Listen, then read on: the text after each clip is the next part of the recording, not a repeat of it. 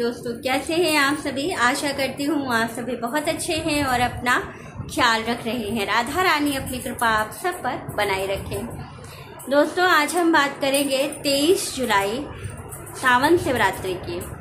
सावन की शिवरात्रि है, इसका विशेष रूप से हमें ध्यान रखना है कि इस दिन जो लोग अभिषेक करते हैं, जो लोग पूजन करते हैं शिवरात्रि की, वो लोग किन किन बातों का विशेष रूप से ध्यान रखेंगे। अगर आप भी सावन की शिवरात्रि पर अभिषेक कर रहे हैं, बाबा का, भोलेनाथ का अभिषेक करना चाहते हैं, तो किन किन बातों का आपको विशेष रूप से ध्यान रखना है, सारी चीजें आप लोग अच्छे से समझ लीजिए। क्या करना है, कैसे, सारी चीजें जो पूजन की सामग्री है वो गुरु जी द्वारा, पंडित प्रदीप मिश्रा जी द्वारा बताया हुआ बताऊंगी।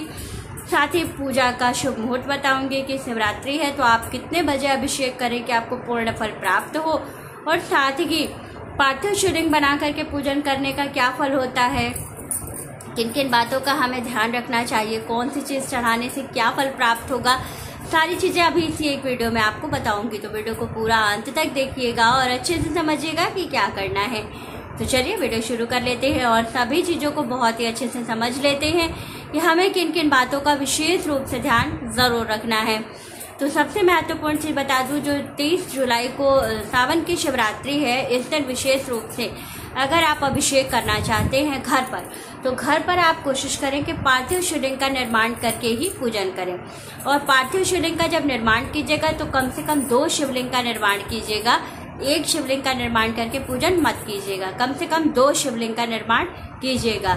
शिवलिंग को बनाने के बाद बहुत से लोग कहते हैं कि अभिषेक करते समय शिवलिंग का स्वरूप बिगड़ जाता है, बहुत ज़्यादा दूध या जल पड़ने पर वो मिट्टी जो है गलने लगती है। तो आपको क्या करना है कि उसमें थोड़ी सी बालू मिला लेनी है, जिससे कि आपका शिवलिंग जो है आकार जैसा आपने बनाया है वैसा ही रहेगा, बिगड़ेगा नहीं। तो इस बात का भी आप लोग विशेष रूप से ज़रूर ध्यान रखें। और साथ ही शिवलिंग का पूजन करने के बाद अब विसर्जन कब करें, तो क्योंकि बुधवार के दिन आपका मासिक शिवरात्रि पड़ रहा है, तो आप पूजन के 1-1.5-2 घंटे के बाद जो है उसका विसर्जन कर सकते हैं। घर में ही मिट्टी के गमले होंगे, आप उसमें डाल करके उसका विसर्जन कर सकते हैं। फूल पत्तियाँ जो हैं वो सारा कुछ आप जो है किसी बहते जल में प्रवाहित कर सकते हैं, या फिर घर के गमले में ही उसको डाल दीजिएगा, कोई परेशान होने वाली बात उसमें नहीं है। साथ ही अब हम विशेष रूप से बात कर लेते हैं कि जब हम पार्थिव शिवलिंग का निर्माण करके पूजन करेंगे तो कौन कौन सी चीज़ों का विशेष रूप से महत्व होता है। तो देखिए, सबसे पहले तो आप लोगों को सामग्री की लिस्ट बता देती हूँ कि क्या क्या चीज़ों की ज़रूरत आपको पड़ेगी। तो अगर आप घर पे पूजन करेंगे तो कलश की स्थापना भी होती है, तो इसके लिए आपको एक मिट्टी का कलश, दिया, कसोरा, जिसका कि ऊपर दीपक बनाया जाता है, तो उसके लिए कसोरे की ज़रूरत भी आपको पड़ती है, जो बड़ा वाला दिया होता है उसकी। इसके साथ ही आपको दूध, दही, घी, शहद, चीनी पिसी हुई लीजिएगा या फिर चीनी का बूरा लीजिएगा, जिससे कि बाबा का अभिषेक किया जाता है, उनको स्नान कराया जाता है। तो चीनी या तो पिसी हुई या तो बूरा लीजिएगा, दोनों में से कोई एक चीज़। इसके साथ ही शहद तो चाहिए ही चाहिए, फिर गंगा जल चाहिए, दूध चाहिए, और दूर्वा, फल, फूल में आप अगर अपराजिता का फूल मिल जाता है तो बहुत अच्छा है, ज़रूर लीजिएगा। एक अपराजिता का फूल जरूर चढ़ाइएगा, बहुत फल प्राप्त होता है। साथ ही आपको भांग, धतूरा, भांग सूखा वाला भी रहता है जो पाउडर फॉर्म में होता है, और एक बिल्कुल गोला बना हुआ गीला भांग भी आता है, तो वो भी जरूर, दोनों भांग लीजिएगा आप। साथ ही अष्टगंध चंदन, जनेऊ, माला फूल, और आपको फलहारी मीठे की ज़रूरत होती है। मासिक शिवरात्रि या शिवरात्रि के दिन हमें अनाज का भोग नहीं लगाना है, तो आपको इसका ध्यान रखना है। गुलाब जल जरूर लीजिएगा, जब आप जल से अभिषेक कीजिएगा तो जल में थोड़ा सा गुलाब जल जरूर मिलाइएगा, डायरेक्ट गुलाब जल शिव जी के ऊपर मत चढ़ाइएगा भूल कर भी। साथ ही इत्र लीजिएगा, इत्र अच्छा जो खुशबू वाला हो, गुलाब का, बेला का, इस टाइप का जो आता है उसमें का कोई लीजिएगा। जनेऊ जरूर समर्पित कीजिएगा। रुद्राक्ष का माला आपको जरूर चाहिए, क्योंकि आपको जब अभिषेक करना है तो उसके पहले चढ़ाया जाता है। और भोलेनाथ का वस्त्र, माता पार्वती जी का वस्त्र, और साथ ही श्रृंगार से संबंधित चीजें, सोने या चांदी का कोई एक सामान माता पार्वती के लिए जरूर खरीदिएगा।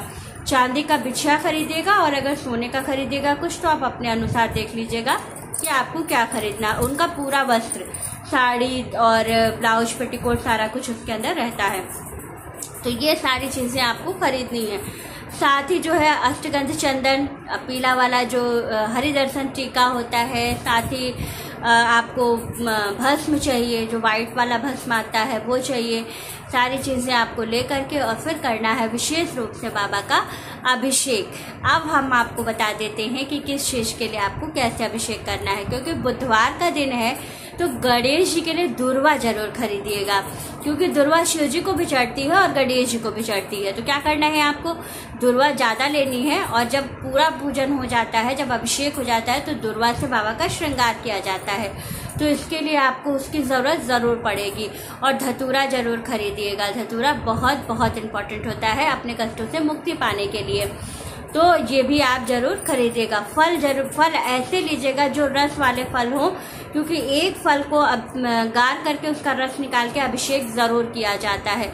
आजकल आम का सीजन है, आप चाहे तो आम ले सकते हैं, नहीं तो आप अनार का जूस भी ले सकते हैं, या संतरा ले लीजिएगा, उसको घर में गार करके उसका रस निकाल लीजिएगा, तो उससे अभिषेक ज़रूर कीजिएगा। किसी न किसी फल से आपको अभिषेक ज़रूर करना है, क्योंकि ये बहुत फलदायी होता है। जब फल से अभिषेक करते हैं तो बहुत सारे फलों की प्राप्ति हमें होती है। तो इस चीज़ का विशेष रूप से आप लोग ध्यान रखिएगा, जरूर खरीदिएगा। साथ ही कुछ चीज़ों को विशेष रूप से ध्यान में रखिएगा कि अगर आपके घर में कोई मतलब ऐसी कोई अवस्था है, कोई मतलब गर्भावस्था में है कोई लेडीज़, तो आपको इस चीज़ का ध्यान रखना है कि उनके लिए कि उनको पुत्र संतान की प्राप्ति हो या स्वस्थ संतान की प्राप्ति हो, इसके लिए गाय के कच्चे दूध से अभिषेक ज़रूर कीजिएगा। थोड़ा सा ही पहले गाय के दूध से कीजिए, लेकिन कीजिएगा ज़रूर। और साथ ही आपको गंगा जल जरूर रखना है, थोड़ा सा, भले ही आपके पास जो घर में नॉर्मल पानी आता है उसमें आप थोड़ा सा गंगा जल डाल लीजिएगा, लेकिन रखिएगा ज़रूर।